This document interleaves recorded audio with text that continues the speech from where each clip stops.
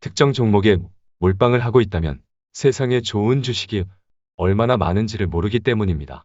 이미 큰 시세가 나와도 팔지 못하는 것은 보유 종목을 팔고 더 큰 수익을 거둘 수 있는 종목을 모르기 때문입니다. 투자의 이유가 훼손이 되어 비중을 축소하자고 하면 욕부터 하는 이유는 교체하고 싶은 종목이 없기 때문입니다.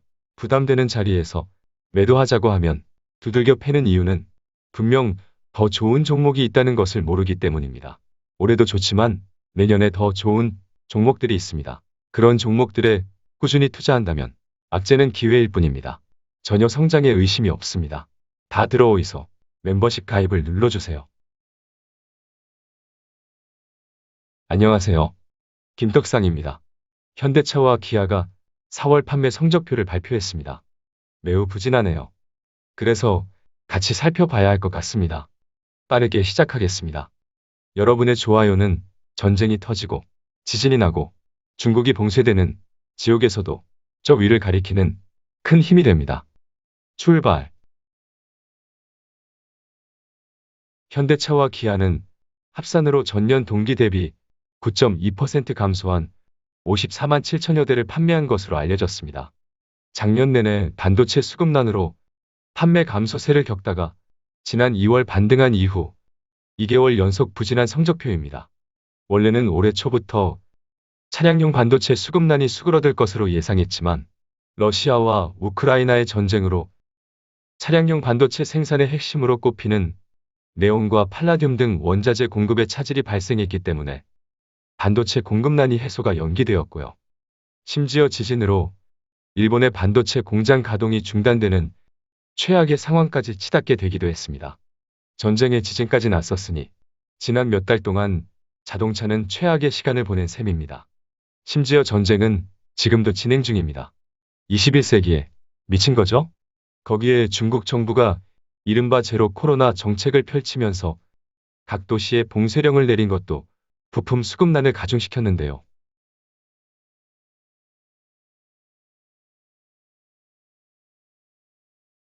중국에서는 자동차 각 부문에 전자장치들을 연결하는 전선 와이어링 하네스와 에어백 컨트롤 유닛 등의 핵심 부품들이 생산됩니다.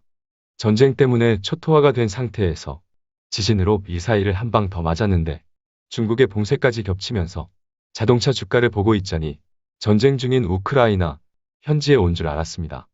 여기가 지옥이더라고요. 이번에 욕을 얼마나 처먹었는지 최소 100살까지는 방송을 할 수 있지 않을까 싶네요. 그래도 최근엔 중국의 봉쇄 정책이 완화되는 소식도 들리고 있으니 최악은 지나지 않았을까 싶습니다. 어쨌든 개인적으로는 지난 최악의 상황들은 이미 반영이 되었고 지금은 회복되는 파동으로 보고 있습니다. 4월 판매 부진을 이유로 또다시 두들겨 패는 것도 한계가 있다는 말입니다. 또 다시 공급난을 더 악화시키는 추가 악재만 없다면 괜찮을 겁니다. 회사는 차량용 반도체 이슈가 올해 하반기에도 생산 차질 요인으로 작용할 가능성은 있지만 반도체 수급난이 올해 2분기에 들어오면서 완화되는 부분이 있다고 했고요. 지난달 초와 지난달 말을 비교해도 반도체 수급난이 갈수록 완화되는 측면이 있어 올해 하반기에는 계획된 생산 물량을 따라갈 수 있을 것으로 예측한다고 밝혔습니다. 또다시 돌발 악재로 공급난이 지속되는 문제만 없다면 생산이 회복되는 하반기에 펀더멘탈이 반영이 되어야 하고요. 최근 흐름도 하반기에 생산 정상화가 반영이 되고 있다고 보고 있습니다. 지난 4월에 판매 부진은 과거이기 때문에 이슈화할 필요가 없겠습니다. 그래도 현대차와 기아, 브랜드별로 분위기를 파악해 보는 것은 중요할 것 같습니다. 기아는 판매 부진에도 12개월 만에 내수 판매 5만 대를 돌파하는 소기에 성과가 있었습니다. 그래서 기아는 전년 동월 대비 판매량이 2% 감소에 그쳤지만 현대차는 무려 15.4%나 감소했습니다. 기아가 국내에서 현대차를 밀어내고 판매량 1위 브랜드로 올라설 수도 있겠다는 생각이 전혀 터무니없지 않을 정도로 판매량 차이가 매우 축소되었습니다. 하지만 현대차의 브랜드 파워가 약해졌다기보다는 생산 차질 문제가 더 컸다고 보는 것이 적절해 보입니다.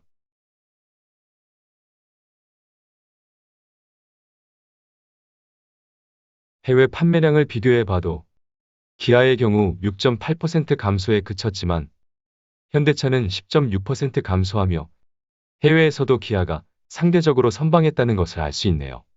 여전히 기아를 현대차보다 좋게 볼 수밖에 없는 데이터입니다.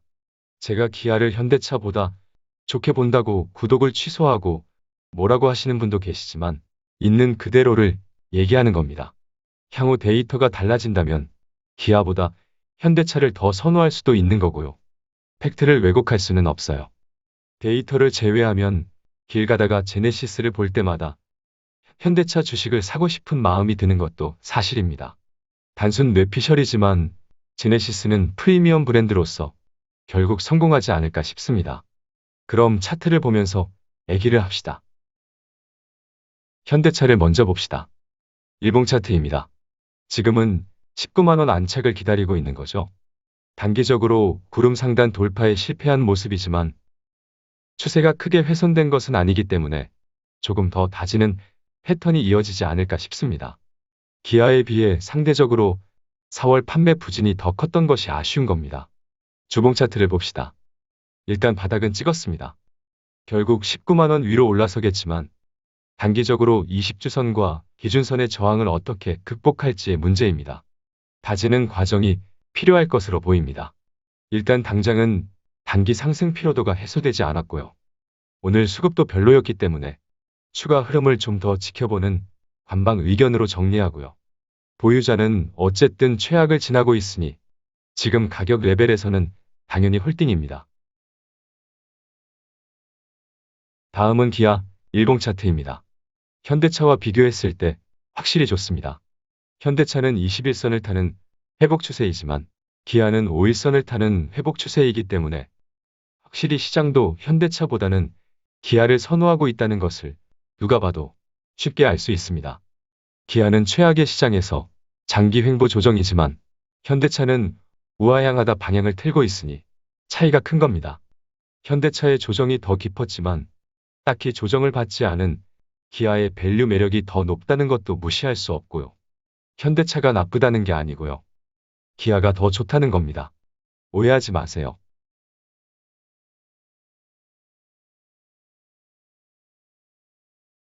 기아는 오늘 조정을 받았지만 5일선을 타는 추세가 크게 훼손되었다고 보기는 어렵네요. 추세는 여전히 유지되고 있어 좋습니다. 외국인이 오늘도 순매수하며 매집을 이어가고 있고요. 그렇다고 지금 매수하는 것은 누가 봐도 아니죠? 일단 여기 갭을 메꾸기 위한 다지기 박스권 패턴도 가능한 상황입니다. 상승 피로도도 부담이 되고요. 지금은 누가 봐도 관망이죠? 주봉 차트를 봅시다. 결국 구름 위로 올라섰죠? 정확히 말하면 구름 위로 올라서기 위한 시도를 하고 있으니 안착하는 것을 확인할 타이밍인 겁니다. 다시 일봉 차트를 봅시다. 그동안 반도체 공급 차질로 조정이 길어지면서 87,000원 전후로 두터운 매물벽이 만들어져 버렸습니다. 결국엔 공급난이 해소되면서 뚫어낼 것으로 생각하지만 조정이 길고 깊었던 만큼 비중도 오버했을 거라 생각됩니다. 결국 뚫어낸다고 하더라도 자기 그릇만큼만 들고 욕심을 내면 되겠습니다. 바닥에서 100을 들고 있었다면 추가 상승 구간에서는 바닥 대비 30%에 가까운 상승이 나온 상태이기 때문에 70만 들고 가도 충분하겠습니다. 기아는 비중이 작은 분은 없을 거라 생각되니 그렇게 하시죠. 그럼 마지막으로 한번 더 정리하겠습니다. 현대차는 딱히 오른 게 없으니 홀딩이고요. 기아는 현대차 때문에라도 결국 통곡의 벽을 뚫어내겠지만 통곡의 벽을 뚫어내면 주가가 오른 만큼 기대 수익률은 낮아지는 겁니다. 그래서 추가 상승 구간에서는 대응력을 확보해서 혹시나 조정이 나오면 재매수를 하면 되고요.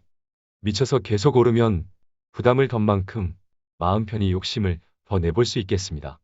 이번 주 FOMC 회의 결과가 예상 범위 내 혹은 시장의 친화적인 변화가 조금이라도 포착이 된다면 FOMC 회의 전후로 시장의 변곡점이 될 수 있다고 했죠. 걱정보다는 기대를 하며 겸허하게 지켜보면 되겠습니다. 그럼 오늘은 여기까지입니다. 오늘 하루도 고생하셨습니다. 감사랑합니다.